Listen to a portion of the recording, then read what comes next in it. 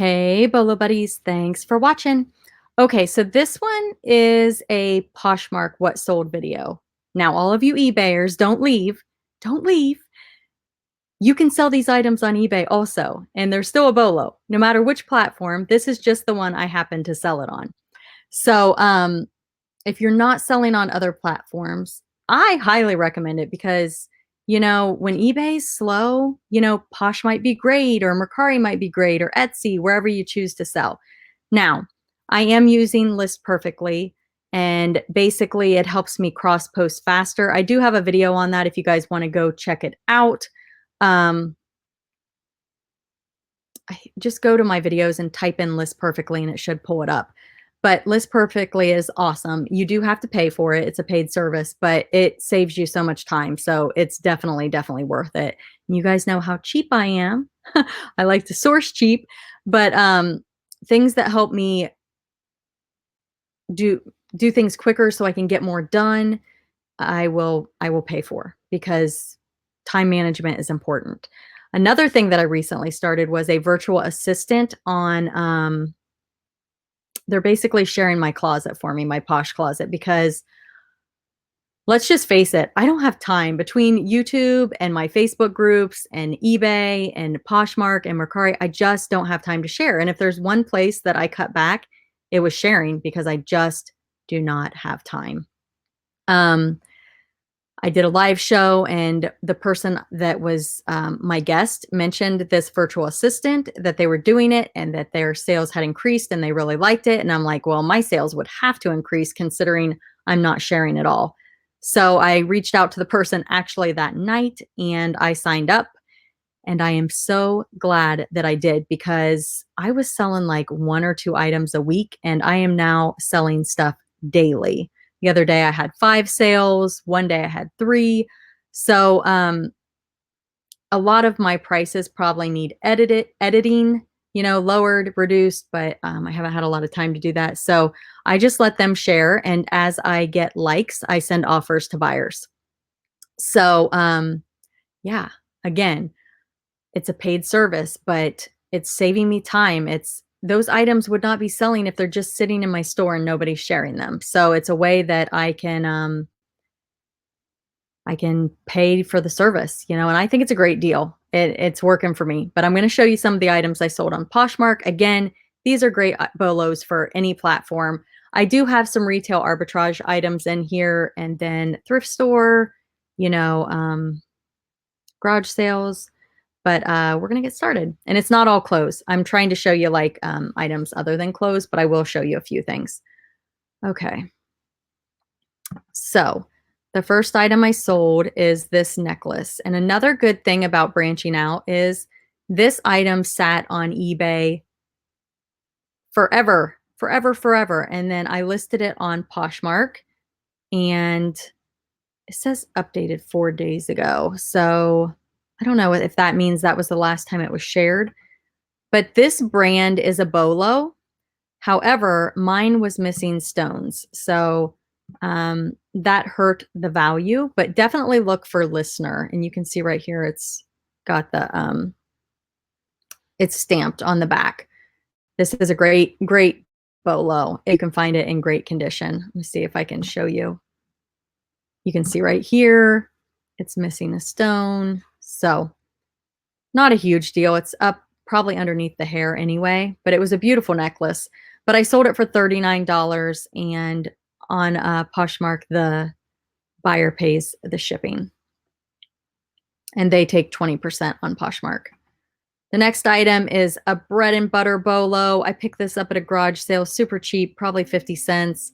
It's a curling iron cover. And I took a best offer of 10. So if you haven't seen my bread and butter series, definitely go check that out. But this is an example of a bread and butter item. It sold fast. I picked it up for 50 cents on Poshmark. If it's under a certain amount, they take $2.95. So I made $7.05 on this. Now, is that huge? No, but you subtract the 50 cents I paid for it, I made $6.50, and Posh is super easy to list on. The next item are these scrapbooking stickers and paper crafting items. I took a Offer of $16 on these. All right, so here's the story on this coat. I picked this up at an estate sale, and I'm gonna say that the reason this sold is because it was getting shared by the virtual assistant because I was not sharing, and I wasn't getting many views because I was not sharing. But anyway, I bought it at an estate sale. I thought maybe my mom would want it, but it wasn't the right size for her. And I don't wear a lot of fur. It's a heavy jacket, and I'm just not really into it. Um, but it's Saga Fox. And this is the only thing that it says is Saga Fox. It doesn't say like fox fur or anything like that on any of the tags. And then it has this specialist clean. And this sold for $550 on Poshmark. Now, here's the problem.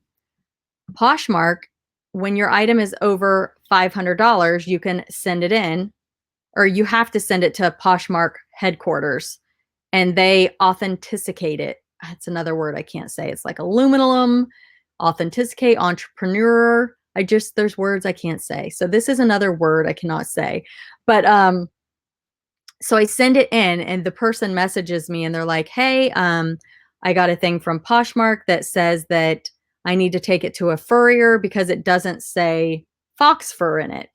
And I'm like, aren't they supposed to have specialists that check it? Like, why am I sending it to them for this service that they don't even have anybody that can confirm it? And I have already taken it to a furrier because I wanted to make sure, is it furrier? I don't know, a shop that does furs. I was going to consign it. And then my husband's like, why are you going to consign it when you have a Poshmark closet? And I'm like, that's true. Why am I? So I brought it home and I listed it. But they confirmed that it was Fox. And I mean, I know it's legit. I'm not worried about that. But my concern is I thought when you send something to Posh headquarters that they have people that know how to do this service, how to look things up and make sure they're real and all of that. So maybe it's just for like purses and jewelry and stuff like that. I have no idea, but it seemed like kind of a waste of time to send it to them and hold things up from the buyer actually getting the coat and me getting my payment. So the buyer's been fantastic, and I'm sure everything is going to be just fine, but it's just really slowed down the whole process. So if you have something that you're shipping to Posh headquarters, let me know how it went for you. So far, I'm kind of confused by it. It doesn't make a whole lot of sense why I sent it there, but they did ship it to the buyer, and they sent me a confirmation saying that everything was good to go and that it passed. But they sent her an email saying that they want her to take it and have somebody look at it. So I don't know. It's just confusing just because they couldn't confirm it. But yet they sent me a thing saying that it was good to go. So a little strange. Anyway, let me know your experience with this down below if you've had an experience with it. This is the first item I've sold over $500. The next item is this Tweety Bird latch hook kit. I sold this for $20 with the buyer paying shipping. The next item is this Jingle Bells bracelet, and I think that this is an older bracelet. I don't know how old, so I didn't put vintage, but I got it in an estate sale. I sold it for 12 bucks. Again, bread and butter, but it moved pretty quickly, and the person that bought it left me the nicest feedback. She was so happy with it. The next item is a retail arbitrage item. Sometimes I go on to like David's Bridal and I retail arbitrage. It's a website that sells stuff, and I look at their clearance stuff. I want to say that I probably paid $12 for these, and I sold them for $40, and the buyer paid shipping. Now, is that huge profit margins? No, but with retail arbitrage, that's kind of what you get. But they retailed for, I believe, 100, and they've got the box. Let me see. Yeah. So they're like wedding shoes. Now, would I recommend going on to websites and doing retail arbitrage? If you're patient, like these did not sell fast. I did make a decent profit, but it did take some time. So just be careful how much you spend if you do that. The next item, I got a whole bunch of these at the Toys R Us going out of business sale. I had about $1.50 in each one. Sold this one for 10. I have sold a bunch of these. So in the big picture, they are definitely a BOLO. They're phone grips. You put it on your phone, it pops out, and you kind of hold your phone like this. I don't know. But I think being that it's Pokemon has definitely helped. This little Funko Pocket Pop Tinkerbell keychain I picked up on the Reselling Resource Center. Is it RRC? Yeah, Reselling Resource Center. It's a Facebook group run by the primetime treasure hunter, Dominic Crone. And he does these, it's like a featured seller on Sundays. And he picks somebody from his group and he features them. And he encourages everybody from the group to buy from that person. And I try to be an active participant in that when I can. I've slacked off a little bit during the Christmas season just because, you know, there's a lot of other stuff that I was buying during that time, but I try to support other sellers. And a lot of times I'll try to buy something that I can resell. And I saw this little thing, this little cute keychain, and I had a credit from my eBay bucks. So I just went ahead and bought it. And I sold it on Poshmark for $10 and the buyer paid the shipping. The next item is this necklace. This came out of one of Donatella Bodolino's auction boxes that I bought on her YouTube live auction channel. Definitely go check that out if you haven't.